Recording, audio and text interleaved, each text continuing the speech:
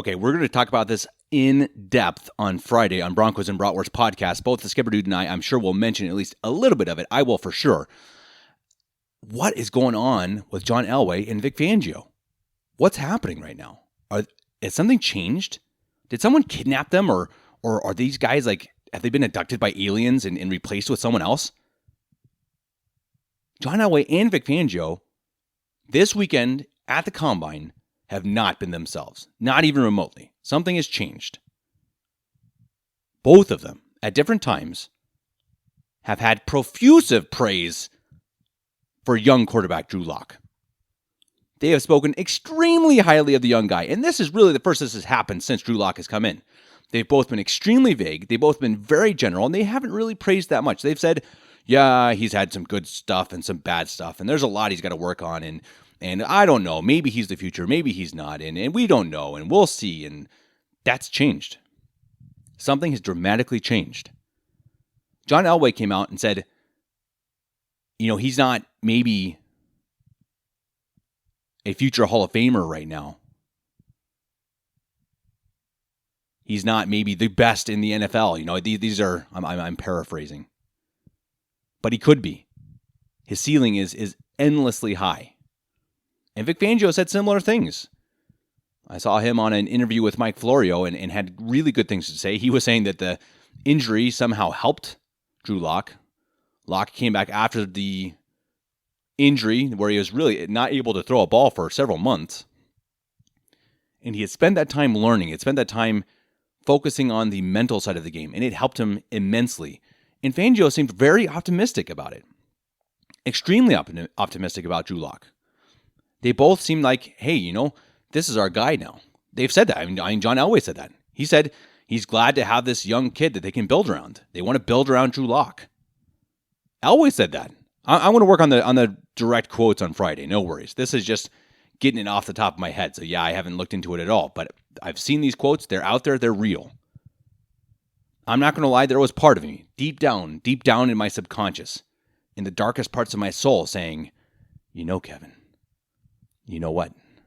They're just trying to throw up a smoke screen so that other teams don't realize they're going to trade up and pick a quarterback. Tua is the next Denver Broncos quarterback. Shut up. That's seriously. I'm like, okay, shut up, voice. I don't want to hear it. I don't want to have any internal quarterback controversy because there is zero external quarterback controversy, and I don't see it. I don't think my inner voice has any merit to it. It has any actual reality to the fact that Drew Lock is the future at quarterback, at least for the next few years. And that is so awesome. I mean, it was nice for us to be able to say that as fans. I mean, I've been a Drew Lock guy since they drafted him, before they drafted him, and many of the Broncos fans listening to this have as well. That's not a hot take to be a Drew Lock fan, which is fine.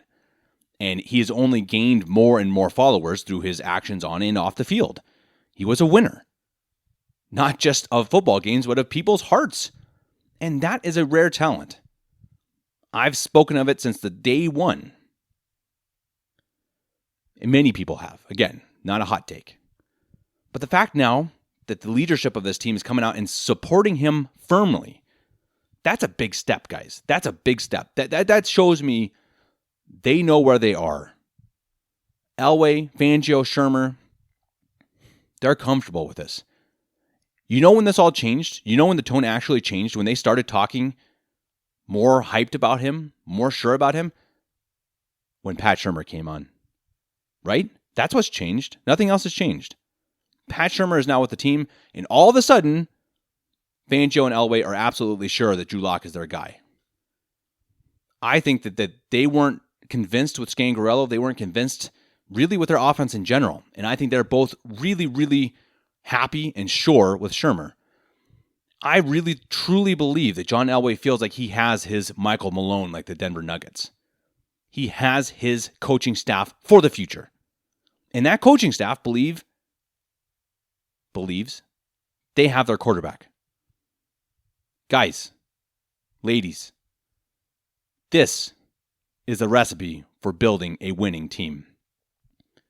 This year, these next few years, are going to be as exciting as heck. This free agent class, the Broncos are building to win right now around a cheap good quarterback. This is how you win right now.